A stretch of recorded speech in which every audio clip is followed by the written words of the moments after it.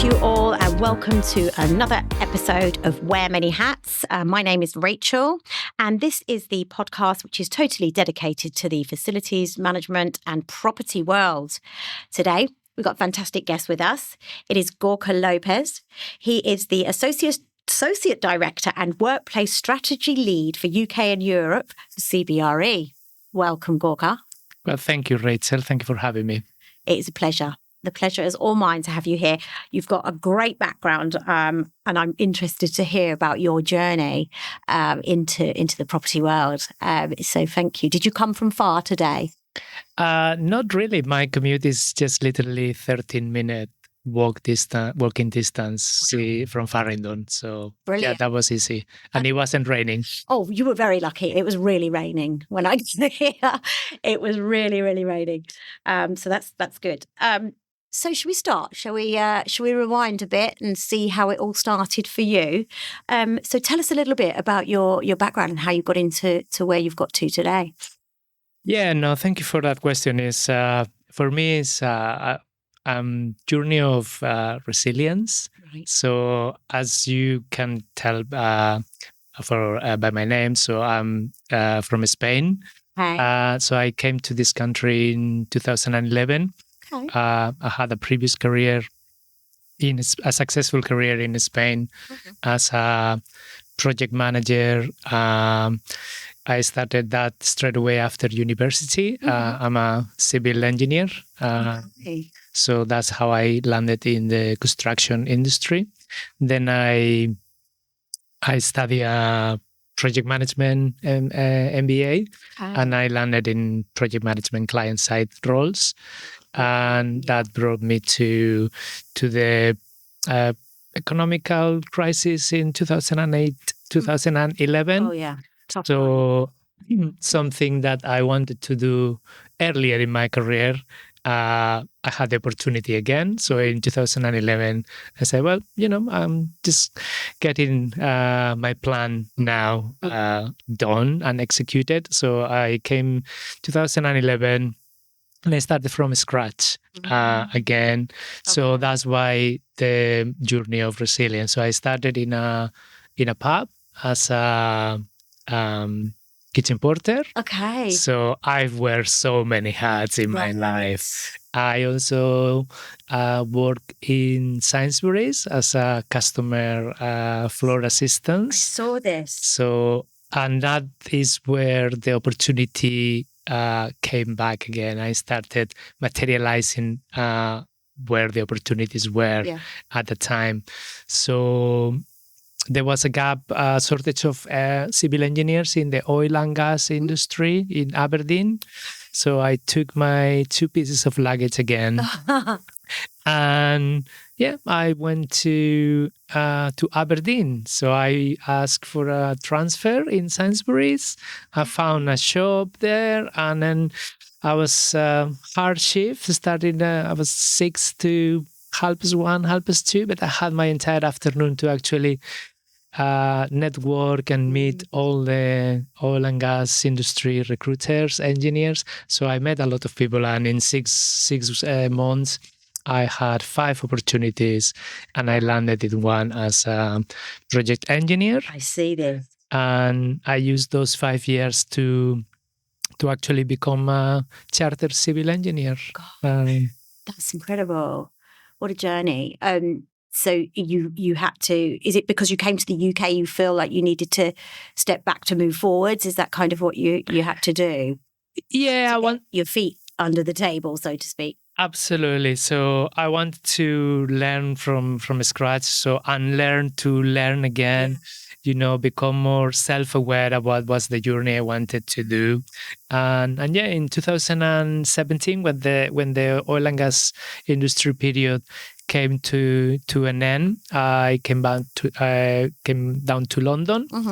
And I started some training down in the direction of regain my roles in the construction fit-out industry. So I was formally trained in Central St. Martin's for commercial interior design.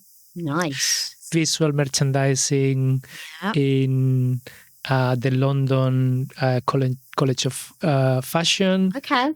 And I will explain that because that's 2017 and we were talking about customer experience in retail. And now, these days, almost 10 years later, we're talking about employee experience in the workplace. So both topics come alive together very, very well. I love that. And after those courses, I had about a couple of contractor roles for a rollout of Primark retail stores. And in February 2018, I sent my CV to CBRE, and here we are. So from kitchen porter to associate director. That's going to be the title. Well, that's the title. That is incredible. And yes, so resilience. Resilience, adaptability. I'm not a person with a fixed mindset. I'm curious. I'm a life learner. So my mindset is always thinking of growth. Love that. I love that. I love that. That's incredible. I'm just sitting here thinking, wow. So when you came to the UK, how was your English? That's not a question, but were you fluent at that stage, or? It's very valid. So no, actually it was intermediate. So I had 2 years in Spain. There were some Swedish investors. Mm-hmm. They wanted to set up a company in the south of Spain. Mm-hmm. So I partnered with them because they were not confident with the language. Mm-hmm. So I partnered with them 2 years in exchange of, return them the company at the point of the maturity, so they were confident to continue. Mm-hmm. So that's why there was that 2011 milestone where the opportunity lies again to come to the UK. So speaking with this Swedish team put me to a intermediate level, not very fluent, but really advanced. You don't progress much. So you really need to start and improve your English to reach this command of the language. It's hard. Yeah. I've had a gentleman on before who did a very similar thing, came to the UK and had to learn and go back to basics and learn English at the same time. It's a lot, because we just take it for granted. Oh, we're English, so, so it's brilliant. So hats off to you. Thank you very much for doing that. So, obviously, did you always know that you were going to be on this path? I guess not, because did you? Because you've done some interior design and project work. I think so. I think I'm a very determined person. So the path is, it's a journey. But all the things I've been doing have been there for a reason. Yeah. So yes, I studied civil engineering, but also I am passionate about architecture and arts. Yes, I have project managed and lead the construction of hundreds of projects, but also I was interested in the designs that we were putting to those projects. So it came naturally. So I was managing a lot of designers, but I am very creative. So my two sides of the brain work in a very, very different ways, because I love the engineering, structure of my brain, but the creativity comes natural. So coming backwards from construction, project management, managing designers, becoming a designer myself, I think it came natural in that way. And in 2015, I paused the journey 9 months for a bit of introspection. Yeah.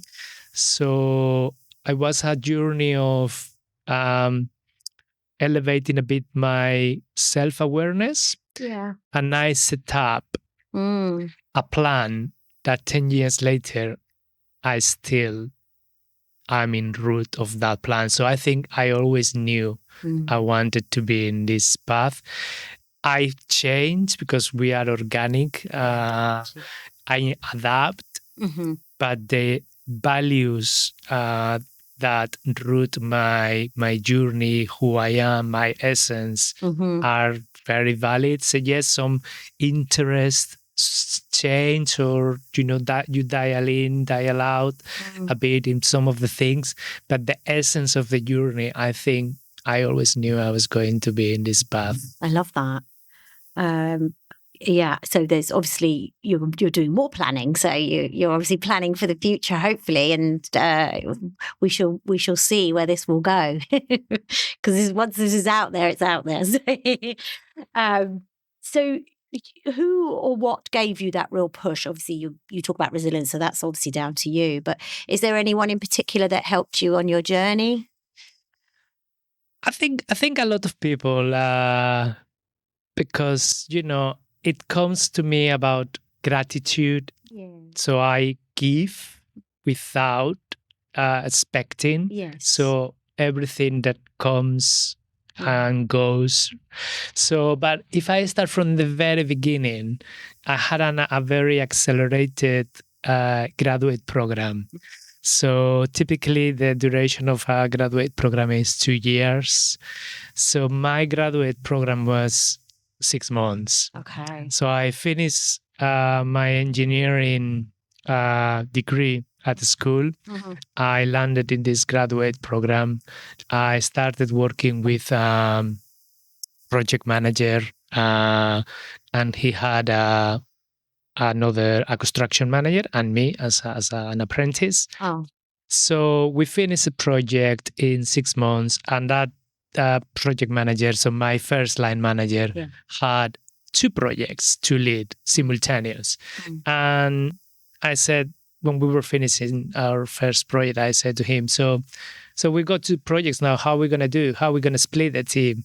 And he said to me, so the construction manager, who is still a friend, he's on his 65. He's 65 years old, a very experienced person. When I met him as a graduate, so he said, the construction manager, he's gonna be leading one of the projects, and you're gonna doing what the construction manager is doing in one of the projects in the other project. So you're going to lead the other project. And that was 6 months literally after I started my graduate program. And yeah, that project was very successful. So it took me a lot. Yeah. I gave a lot, but I learned so much. That's lovely. That set you on the path to be determined and resilient, like you say. I love that. That's really great. And hopefully they'll be able to hear the conversation that we're having now. You can forward it on to them. Thank you. So what does a day in your world actually look like today?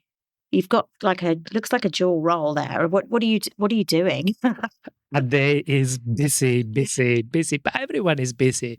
So a day to me is, so I set up, my work day task. I plan ahead the week, the months, how it's going to look like, my deliverables, the meetings I'm going to have, who I'm going to be talking with, the emails I anticipate I'm going to receive, and what are the touch points that I need to, cover with my line manager, with the people I report in my role, the rest of the team, because I'm part of a very complex program.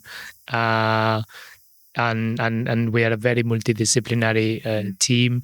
I also have end users. I have a lot of customers, more than 100 stakeholders across the live projects I have. So my day is actually visualize what is going to be giving the best available solution, creating my deliverables, and being innovative to be on top of things, and adding value for the role and for the stakeholders I'm working with, and also at the same time having that bond relationship of trust that I create, and on top of that, family time, friends time, both virtually and in person, because I got a lot of family in Spain, as we've mentioned at the beginning. Fitness, nutrition, so all that is in the equation. So I make time. So today, 20/7, I was in a CrossFit class. That's how I started my day. But by 8, I was done. Breakfast, ready for shower, and So the day. disciplined. Yeah, I'm hearing discipline. Motivation, drivers, and discipline. Yeah. Because I feel if you structure your day like you have done, I think it works so much better. I'm ADHD, so I can be all over the place, so I have to structure my day. So it's so important. But I see now. I wished I'd done that a lot earlier in life, but I didn't really know. So structuring is so good, isn't it? Good for the head, planning, for the mind. Planning ahead is just good, is good, and you can control and monitor. That's a very project management skill set. So, but planning. So you initiate a project, and then the planning phase, which pretty much everyone runs from initiation to delivery. Pause for planning. Yes, love that. That's really good. That's a good bit of advice there. So let's talk challenges. What's testing you right now in your role? What is testing me in my role and in the industry is, as you mentioned on my title, I am a workplace strategy lead for UK and Europe in a complex program for a financial sector client. Okay. So the challenge is the workplace strategy fits into the river stages of delivery of a project between the 0 and 1, 2, and rapidly you move into design. So there's a blurry line between what is the strategy and what is the design, what it comes after. Then everything becomes a project and it can be delivered. So the challenge I'm finding now is I'm in my mindset, I am innovating to create from what we call today workplace strategy to something that is more workplace transformation. So workplace transformation takes you from stage 0 to implementation in a way that is more holistic. So instead of setting the strategy for, okay, how much space I need, how do I want to use it, it's more, what are the areas that are important for a workplace strategy, not strategy anymore, for a workplace transformation. Yes, the space, the designs, the D&I, the change management, how you communicate, the technology integration, the security, the well-being of your employees, the employee experience that will come through the operations of through the designs. So all those elements, the return of the investment that the real estate will have for the investment of the capital price that you are delivering. So all that is that I call it workplace transformation, which is far bigger and holistic than workplace strategy. That's the challenge at the moment. Gosh, that's a lot. That's a lot of responsibility as well. So where do you think that the industry is heading? What excites you?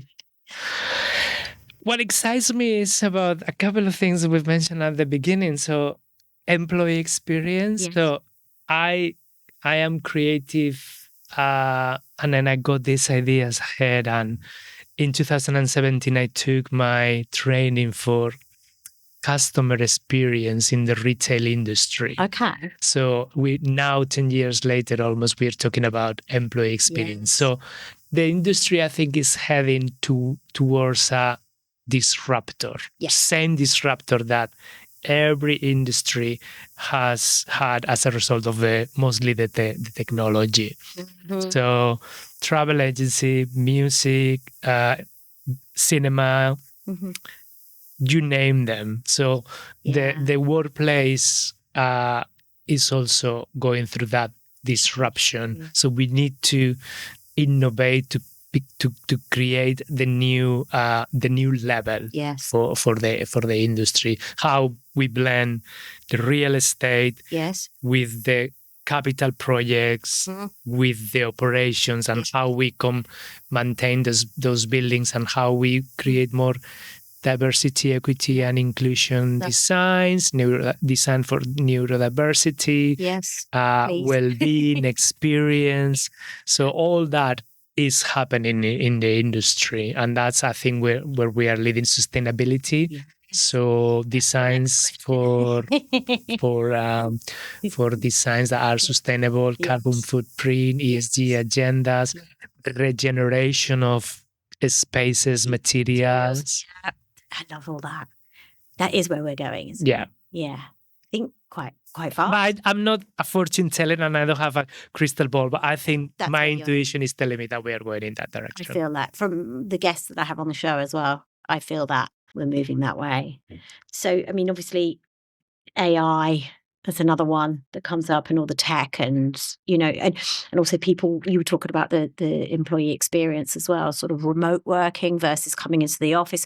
We've got to attract people back in still. I don't think everybody's, but it's nice to have the blend.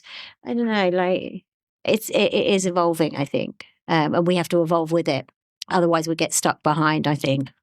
That's the general feeling I'm getting from the guests on the show. If you are resilient and adaptable, and you play with that, I don't have a fixed mindset. I don't want to do what we always did. I have a growth mindset. I want to do something innovative. I want to challenge the status quo and then move forward to the next level. We think the same. I love that. So ESG is obviously the buzzword at the moment. What does it actually mean to you in your work? Do you kind of get involved in that? I'm assuming you probably do. You mentioned a few bits there about reusing materials, etc. And from the beginning of how we set up the strategy. So green leases. So leases that's on the table. ESG agendas for 2030 in most corporates. That's in the agenda as well. And then that goes to design and construction. So design, materials, tracking the carbon footprint of materials we use, regeneration of materials, second life to furniture that goes to landfill. So there's so many things that we as experts in the industry, or designers, or the people who facilitate the lease agreements, landlords, occupiers. So everyone plays a part in that. And then in the end product, when the buildings go to operations, there's a lot of ESG credentials that we can get from operations, like reusing taps, recycling. So there's so many things, sensors for lighting, temperature. So there's so many things in the facilities management world that also will allow for better ESG credentials in the industry. So it's definitely something there you're doing. So do you feel like the industry is innovating fast enough, or do you think we're still playing catch up? I don't think you are. What about the industry? That's a very good question. The industry is trying to catch up. The strategies are not flexible enough. So project durations of 2 years and a half are not able to adapt to changing circumstances. So it lacks a bit of adaptability and fast pace. So we're not there yet. No, that's the general consensus of the guests. I feel like we're heading in the right direction, but it's going to take some time and everybody needs to be on board with changes as well, like you say. Otherwise, they really will be playing catch up. It's reactive. Yeah. So the way that the industry is catching up is reactive rather than being proactive, because if the strategy is not flexible enough, you can plan and then adapt as you go. So it is playing that, but it's also a chicken and egg situation. But yeah, so overall, I think mostly we are trying to always to catch up. Yeah. So looking back, what moment or project are you still proud of? I can see on your LinkedIn that you have so many things that you've been involved with. Very impressive sites that you've worked on, etc. So what is your most proud one? What comes to mind? I'm gonna give you the two, okay. if I may. One is small, but I think important, and then a second one, which is the best of the best. So the small one, but not small because it was replicated. So I was working for another financial sector client, and I became the same workplace strategy lead for the 13 capital projects. And they asked me for, I was reporting to the head of design. So they asked me for a well-being room. So we said about employee experience, employee well-being, D&I. So I came across with concept design and a solution, value engineering, and the presentation to sell that to the client in 24 hours. The client was delighted, said, I love this concept for the well-being room. We're going to roll out this across the 13 capital projects straight away. In 24 hours? My goodness. But it was a very good concept design. So my creativity in that works very well. So it was, I created a summer, autumn, winter, spring. So I divided the room in 4 areas. Wow. So I created the sun, an Italian pergola where you could sit at a table, read the book, coloring, have a sip of iced tea.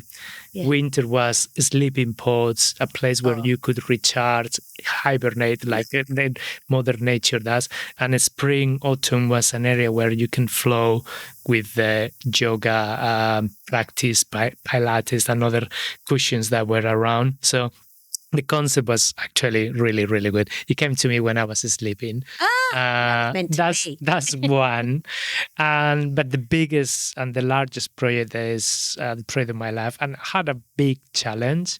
It was I finished a project for a client 2 weeks ahead of schedule, right? And with some cost savings in a very fast-paced 5-month project across throughout Christmas 2019. Right. So client came, saw the result, took me for a business breakfast, and he said, you know that the Sunnyvale project in California has started, and I want you to lead the project. And I said, yes, let's do it. So in February 2020, I flew to California. Right. And 5 weeks after I landed in California, the entire world went locked down. So I got stuck 3 months until May in California, but we were working. That's not so bad. Because stuck indoors. And then I made my way back to London in May.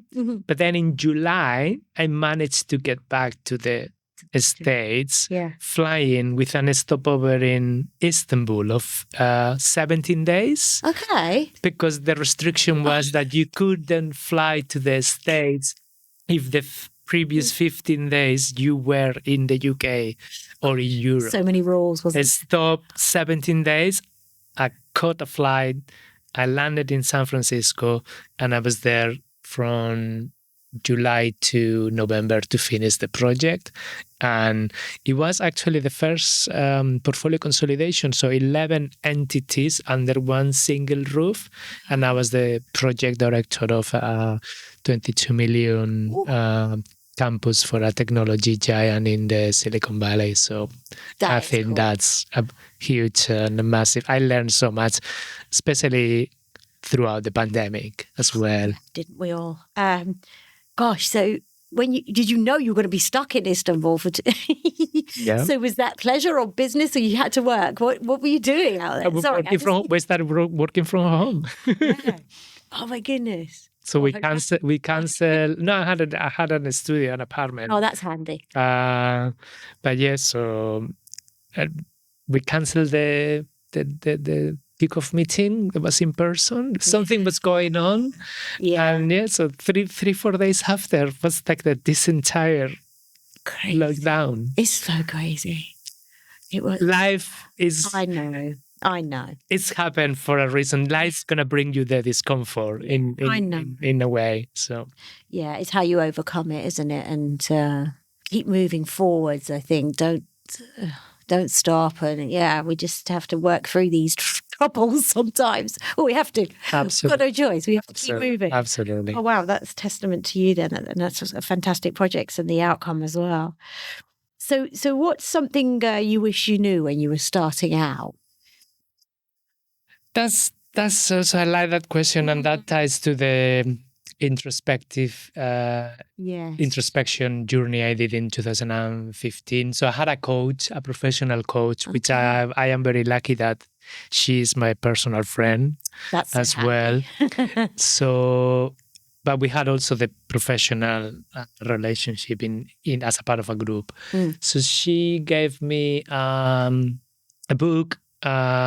It's written by Sir Ken Robinson, and it's called The Element. And she's got a second book which is called Finding Your Element.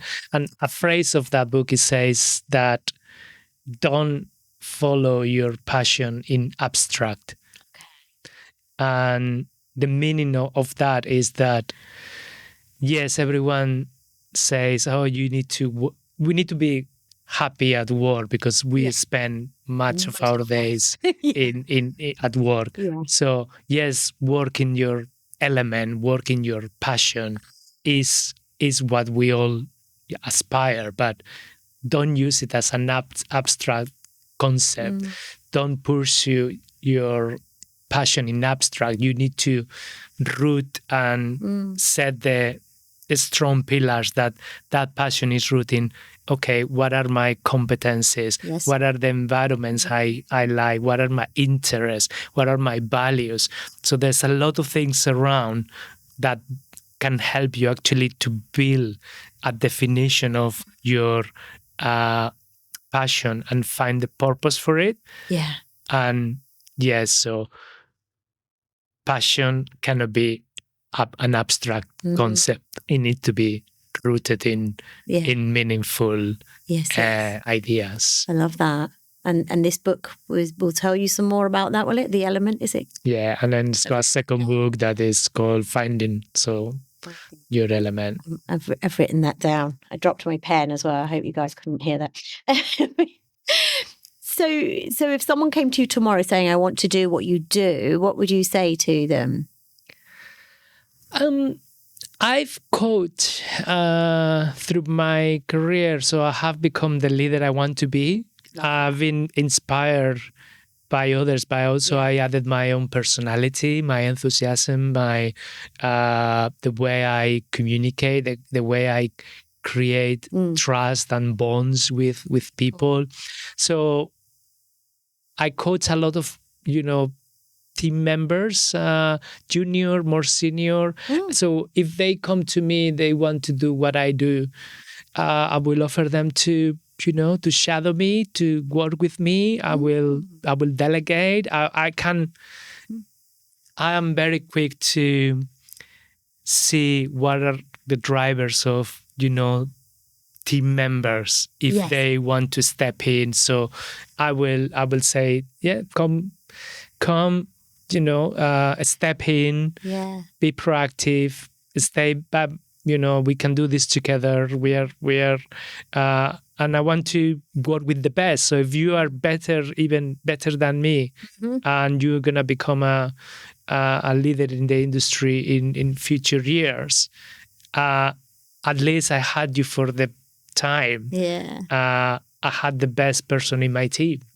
So I need to nurture them, nurture and flourish. So, but yeah, so the first piece of advice is step in, work together, shadow me, see if also if you like what I do, and then we can continue the journey together. That's beautiful. So you mentioned a few bits that you do outside of work. I can't believe you do the CrossFit that early, but yeah, what do you like to do outside of your day job? So wear many hats. So surprising facts. I had a cocktail bar for 2-3 years at the time. What else? I am a photographer. I have a few projects, analogic, double exposure, projects about Italy, double exposure in Sicily, and I also have an undergoing project about the death in Venice, which is connecting the book, the movie, the opera by Britain, and a sketchbook that I'm doing and the shooting. Wow. I also work with some artists, and I go to art fairs, galleries. I use their art for my interior design projects as a art decoration. I love also visual merchandising. So gym, I cook dinner at home every day for my family and for me and for friends. I love hosting people. So it's endless. I'm gonna say in Spanish, I'm a disfrutón. I like to enjoy everything. Oh, it's lovely. What a good way. Embracing life. Embracing life. I love that you're creative. I think that helps.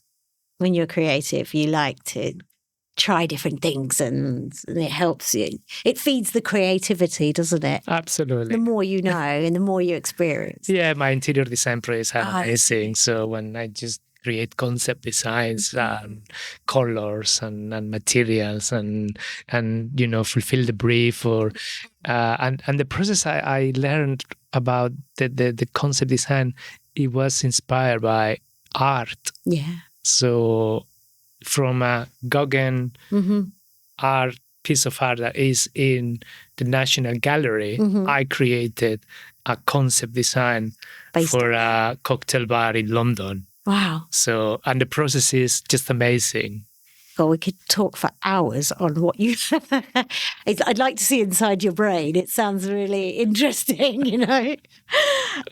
So last one. What's the best bit of advice you've ever been given? The best piece of advice I've been given, I think, is was given by my husband. Okay. So we met at the very end of the pandemic. Okay. So May, depending who you ask, 31st April or 30th of April or 1st of May. Yeah. 2021. So it was the very end of the pandemic. And in 4 days, I told him he was the best human being I ever met in my life. I still, I believe that. And this worked both ways. So he told me something very similar. So he told me that I was very authentic and I needed to, express and continue my journey, both professional and personal. Yeah. Being the closest that, so to be authentic by being the closest that I want to be. Sorry, I just... It's okay. I want to... So is the... You are... He told me that I was more authentic because I was the closest to who I wanted to be. I've got you. And then he wanted me to continue being authentic. That way, authentic, and enthusiastic for whatever it comes, because life will give us difficult days. Yes, definitely. I like the phrase, when life gives us lemons, make lemonade. I think it's important to be your authentic self as well. I think so. I don't think I could be anybody else, really. We are who we are, aren't we? So we need to make the most of it. That's lovely. Very honesty, values, gratitude. You said lots of things that I relate to. That's for sure. We must be very similar. So we get to go to the Rosewood Hotel now. We will have a drink and we will talk more. But that's it for today's show, I'm afraid, with Gorka Lopez. Thank you so much, Gorka. It's been a pleasure to have you on the show. And some people will probably want to reach out to you, maybe about the book or maybe about the projects that you've worked on. You can actually see the projects, can't you? Some of the projects you've worked on, they're actually on your LinkedIn. So is it okay if people contact you? Absolutely. I am open to contact people and have inspiring conversations, and nice meeting you. Yes. And thank you for having me. It's been my pleasure, have this discussion and remember so many good things that have happened throughout this journey. Thank you very much. Lovely. Thank you so much, Gorka. And that is the end of today's episode of Wear Many Hats. And please do forward, like it first of all, forward on to your friends and family or anybody that's wanting to get into the property world. Until next time, take care.